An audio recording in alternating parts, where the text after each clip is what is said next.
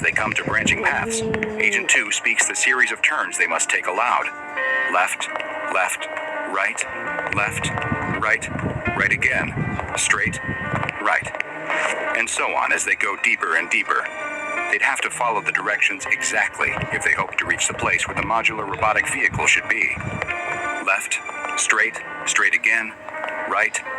Just a couple more turns and they'd reach the point where the MRV had sent its last signal before going offline. As they walk, though, they find that some of the passageways are getting more difficult to pass. The pipes have closed in at certain points, choking the already small tunnels down to mere crawlways.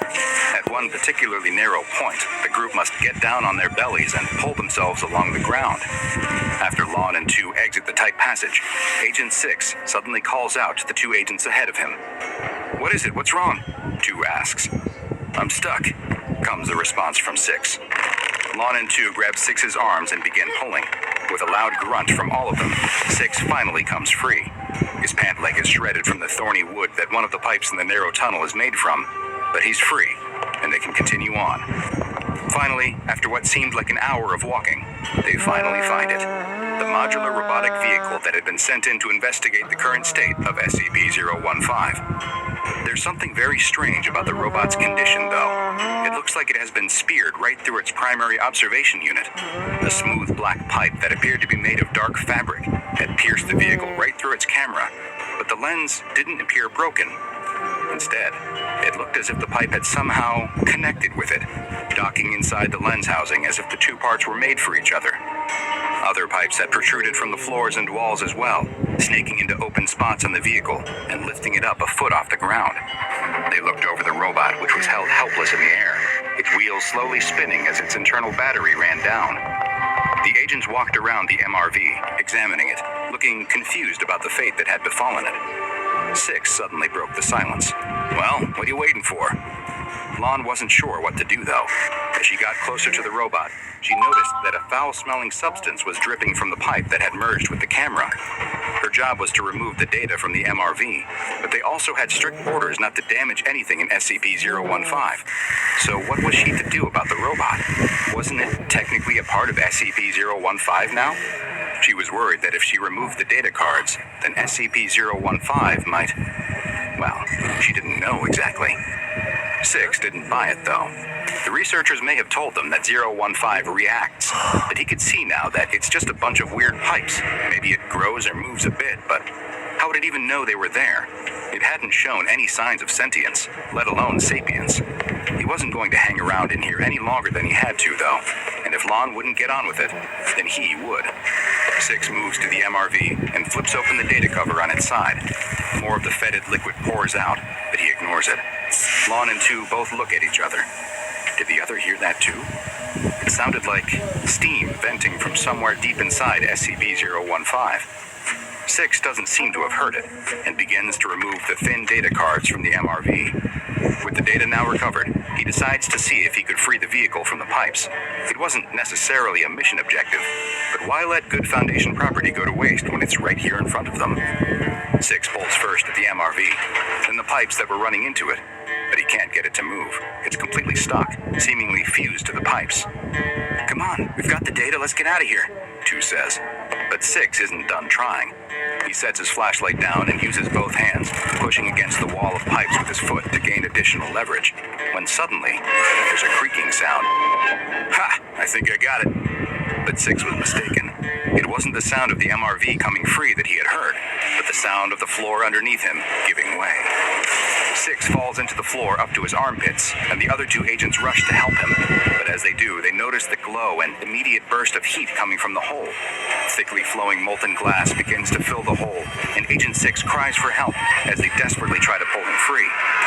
His cries turn into screams of desperation as they each grab an arm and, after a struggle, finally manage to free him and drag him from the hole. 6 is no longer screaming as he is pulled free, though.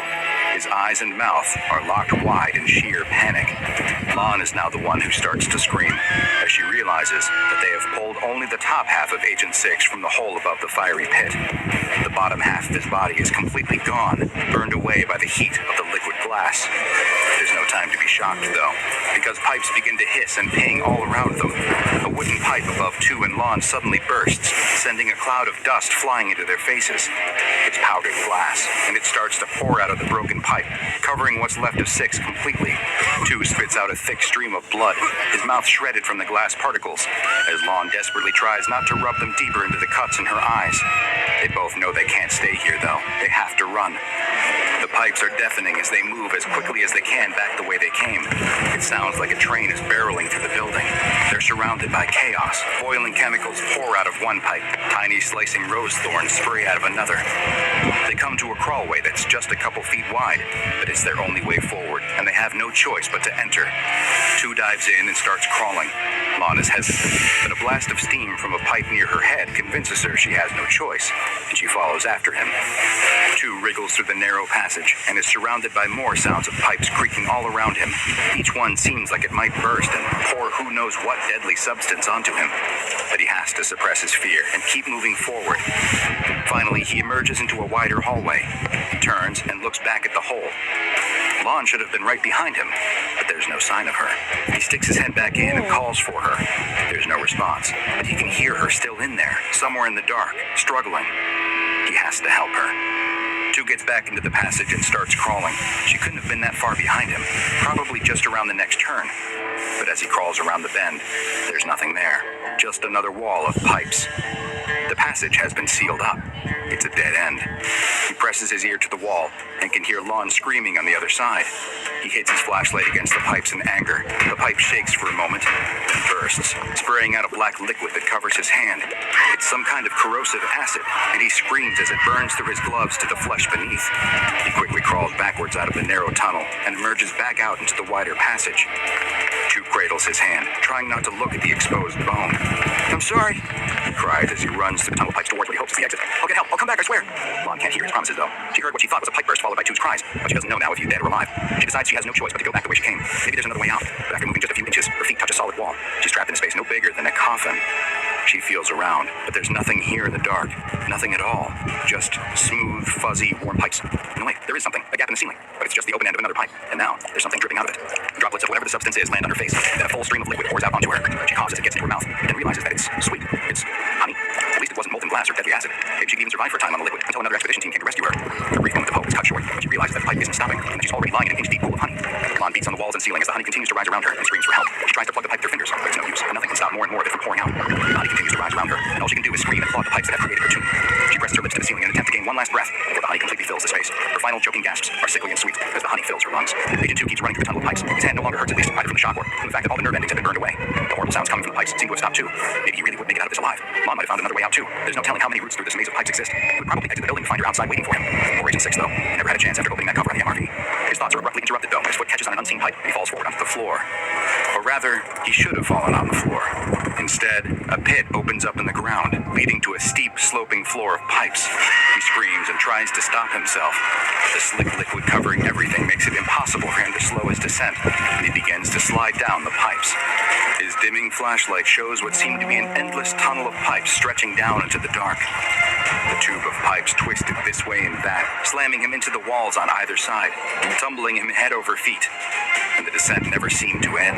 He screamed until his voice went hoarse and gave out entirely. He didn't have any way to mark the passage of time, other than when his flashlight finally started to flicker, and then dim, before finally dying. He slid down the endless tunnel of pipes for what felt like days in the darkness, far deeper than they physically should have been able to go. When the friction of the pipes began to tear his skin away, it was almost welcome.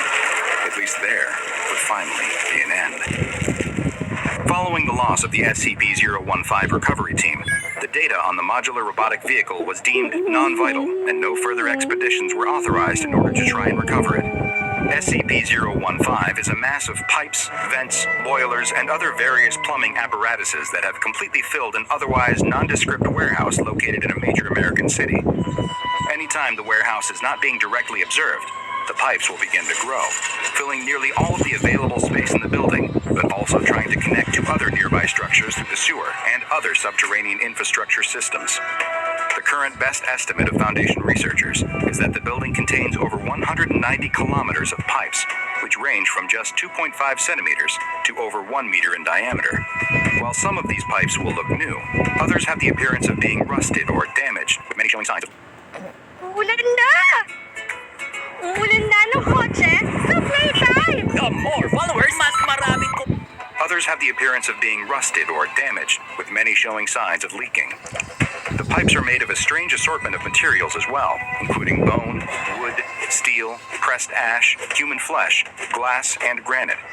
Oddly, no pipes composed of lead, PVC plastic, copper, or any other material